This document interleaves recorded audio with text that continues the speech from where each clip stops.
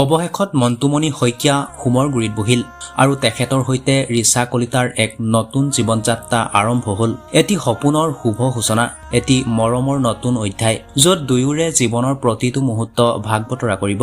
দুয়োৰে প্ৰেমৰ সুৰেৰে সজোৱা এই যুগ্ম জীৱনৰ প্ৰতিটো পল মধুময় হওক।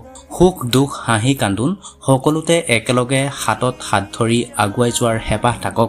জীৱনৰ আকাশখন সদায় আকাশী ৰঙেৰে ৰঙীন হৈ থাকক, মৰমৰ আলোৰে উজ্বলি থাকক। তেওঁলোকৰ মৰম চিৰস্থায়ী হওক, জীৱনটো সংগীতৰ সুৰত বাজি থাকক। শেষত আমাৰো আন্তৰিক শুভেচ্ছা ৰিচা আৰু মন্তুমণি শইকীয়ালৈ।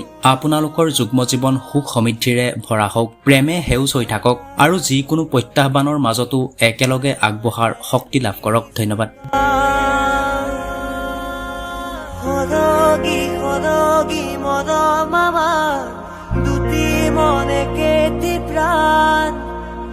তোমাৰ মোৰ প্ৰেমৰ মিলন, জ্ঞানী সাদা দেদা